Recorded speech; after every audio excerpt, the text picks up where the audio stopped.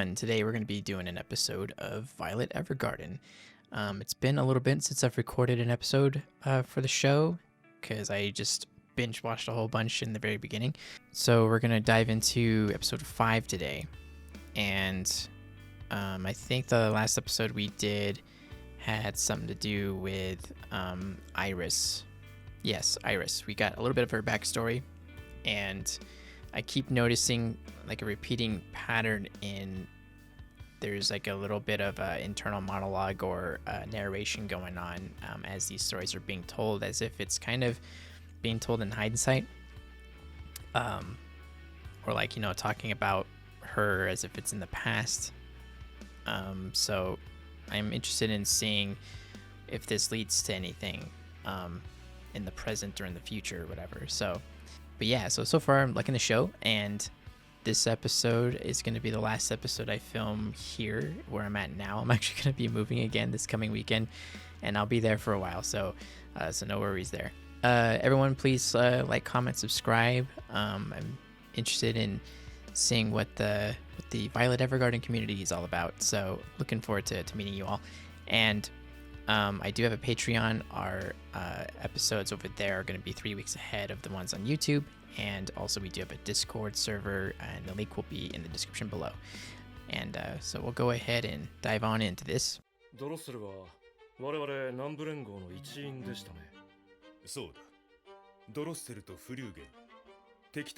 The written language on here is interesting. I'm assuming it's a made-up language for this show. Oh, she's going to a whole different place.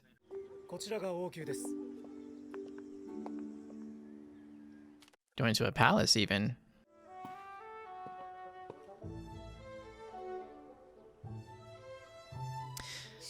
Someone in a different video earlier made a comment about them being lifelines for people, because not everybody knows how to write a letter and communicate in that way, and that's actually an interesting way to look at it.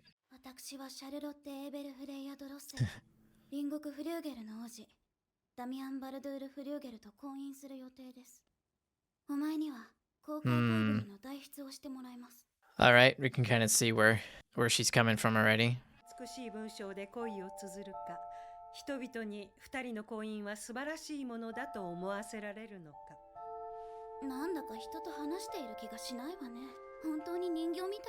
That's not very nice.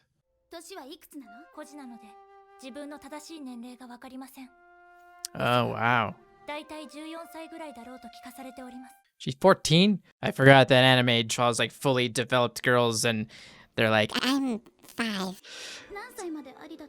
That's an over-exaggeration, I'm sure, yeah. But I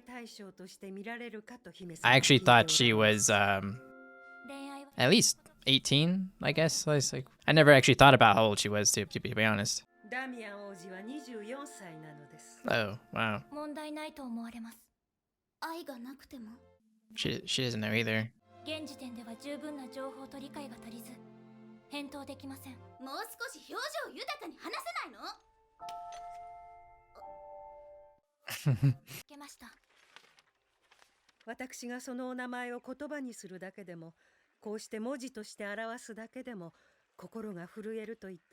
Wow.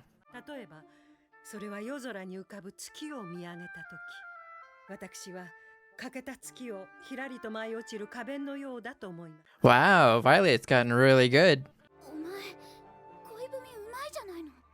Yeah, she is. Oh, wow, okay.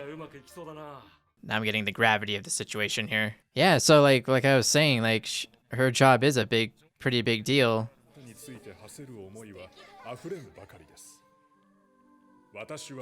But it's nice to see the variations of the gravity of the situation, where it's just between two normal people, and then this, where it involves royalty and in uniting countries.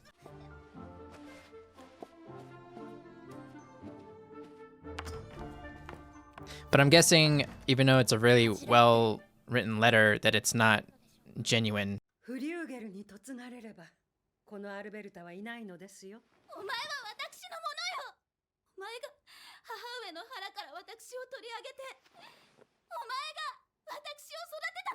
So maybe she's like her mother to her.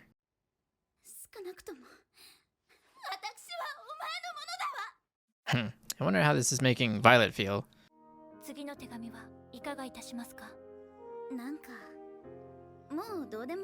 Definitely interesting that Violet doesn't really know a whole lot about actual like love and all that stuff, and yet she can interpret what she's being told to say in that way that's like very well written.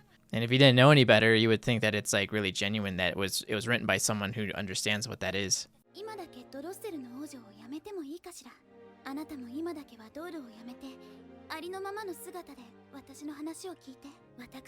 The dialogue in this show is very thoughtful. It's kind of hard for me to describe, but it's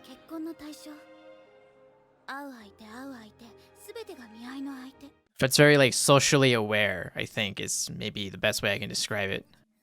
Which makes sense considering the subject matter of the show, but it incorporates all the subtle nuances in social interactions.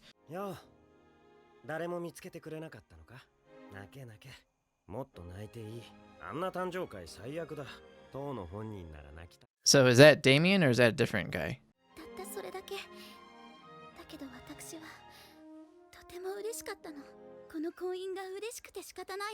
Oh, okay, so it is the guy.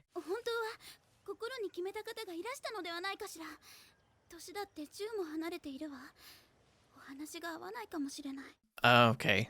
So she's really into it, but she just doesn't know about him. She's unsure of herself regarding him, I guess.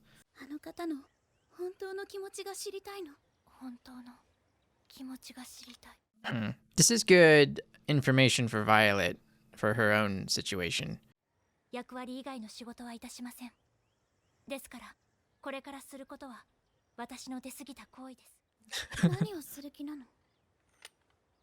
Gonna punch you. Just kidding.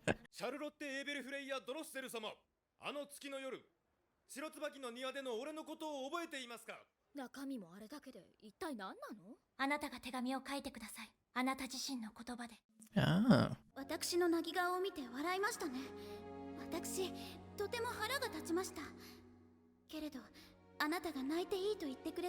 Definitely interesting that they have to make these letters public like that, because now they're being very candid.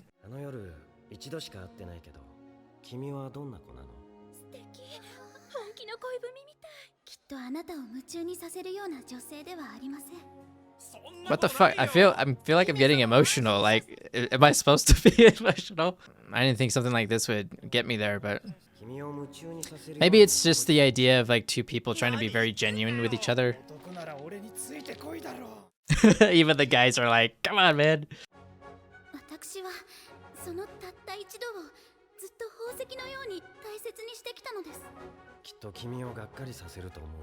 He's being very honest, though. That's really great.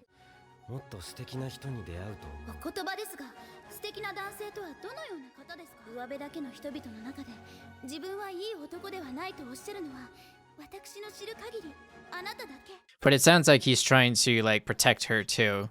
He's like, hey, I kind of suck in these areas. Like, you may want to like, he's like, I'm sure you'll find someone better. This is how the game is played.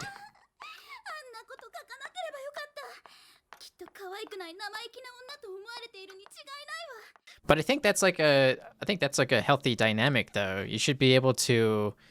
There should be like a push and pull between you.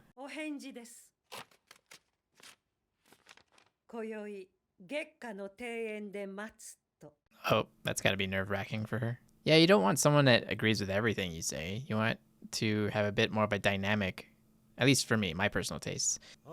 You know, you should have some overlap of similar interests, but you should have enough difference between you two in order to be interested in one another.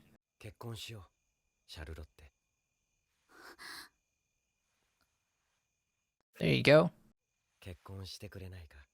I mean, the age difference is like a bit odd, but I guess this is a different time. Even though she's young, she at least is communicating her feelings. She's working on that. So I don't know. I guess I'm just trying to find the positive in all of this. Like, I know this wouldn't fly today, but you know, just in these times, I'm trying to be more understanding. お綺麗です。バイオレットにも婚礼衣装を見てほしかったわ。今も本当は泣きそうなの。泣いてはいけません。せっかくの門出に。ダミアン様の元へ嫁ぎたい。Really good character design, really good. Like that. That's a very nice dress she's wearing. The hair in this show is like pretty amazing too. 幸せにおなりなさい。シャルロッテ姫。Hold it together.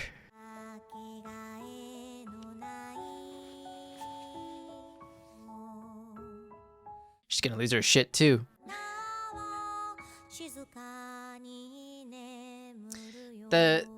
She kind of reminded me a little bit of Violet, not in that she's like completely robotic. But she was just very like proper and a bit on the stiff side.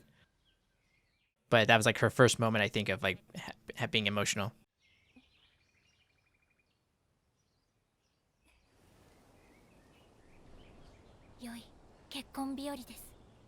Oh wow, she's smiling straight up.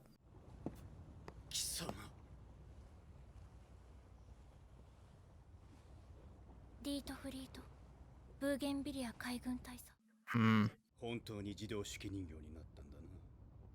貴様、俺の仲間を何人も殺した貴様が